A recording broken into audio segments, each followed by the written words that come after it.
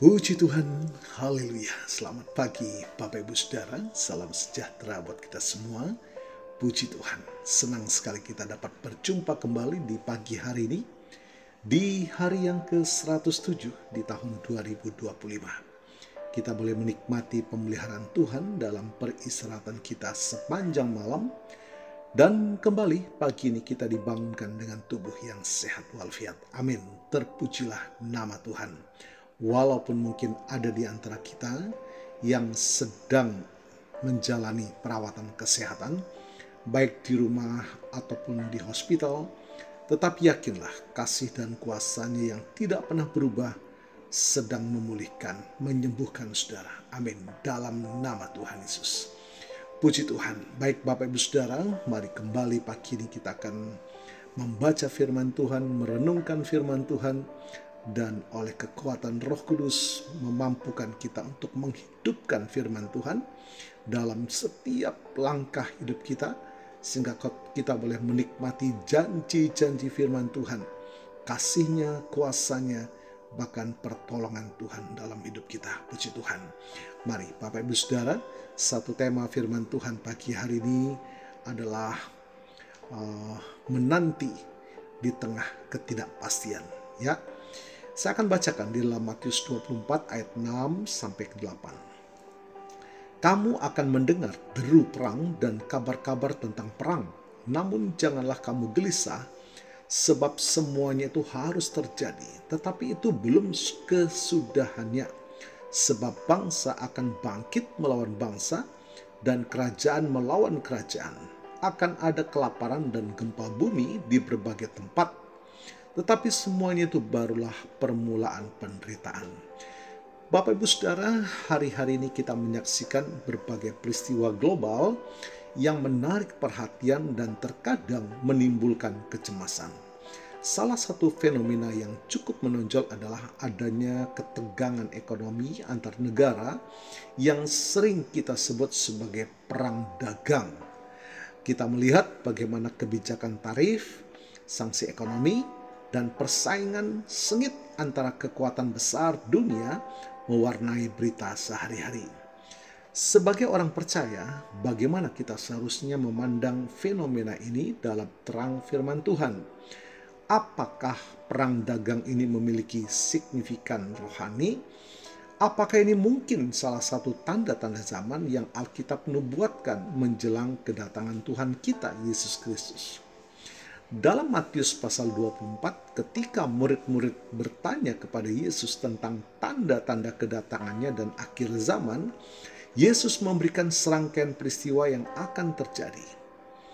Ia menyebutkan tentang perang, kabar perang, bangsa bangkit melawan bangsa, kerajaan melawan kerajaan, kelaparan, dan gempa bumi. Yesus dengan jelas mengatakan semuanya itu barulah permulaan penderitaan. Mari kita renungkan apakah perang dagang yang kita saksikan saat ini dapat kita kategorikan sebagai bagian dari perang dan perselisihan antara bangsa yang Yesus nubuatkan.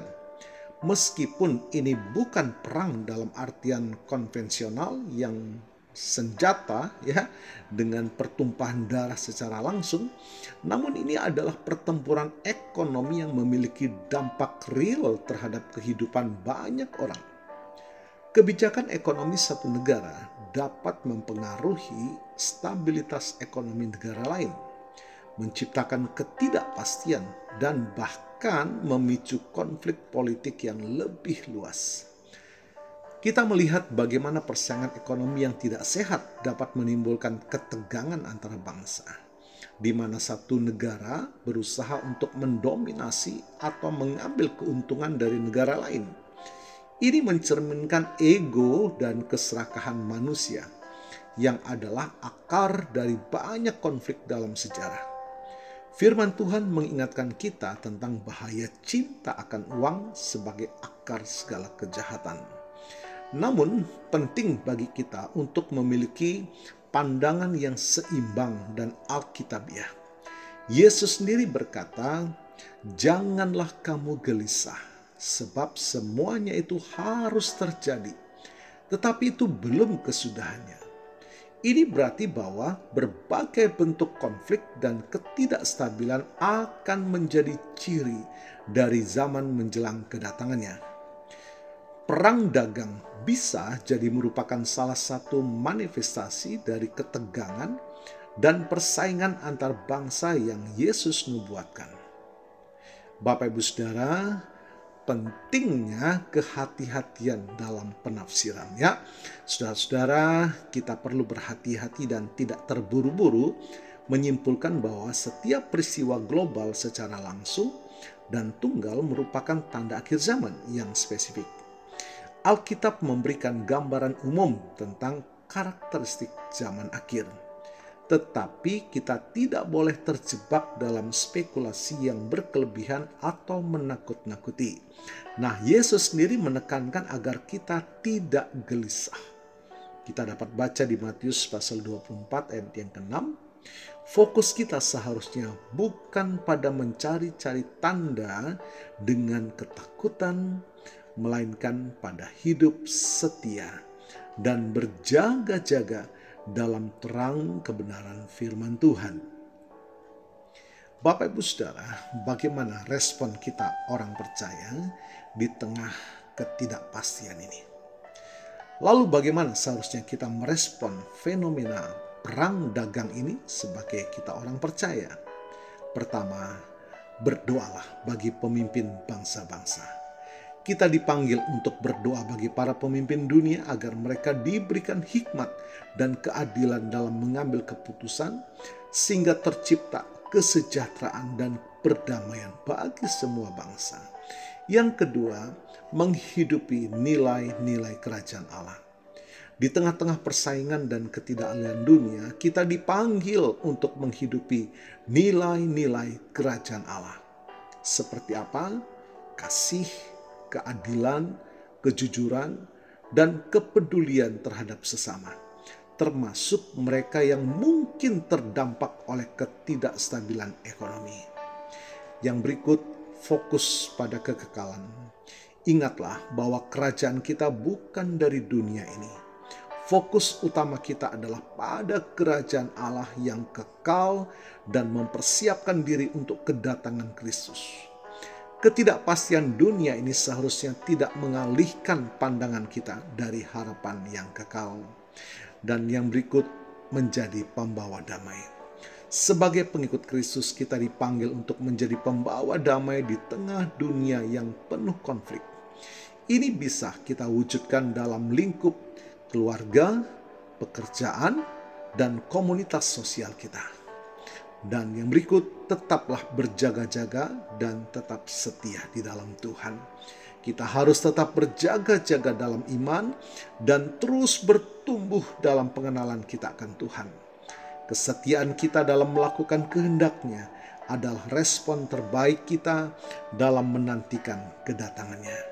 Bapak Ibu Saudara, perang dagang yang kita saksikan mungkin saja merupakan salah satu indikator dari ketegangan dan perselisihan antar bangsa yang dinubuatkan dalam Alkitab sebagai ciri zaman akhir.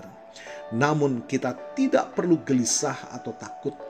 Yang terpenting adalah kita memiliki pandangan Alkitabiah yang seimbang. Hidup setia dalam kebenaran, berdoa bagi dunia, dan fokuslah pada pengharapan kekal dalam Kristus.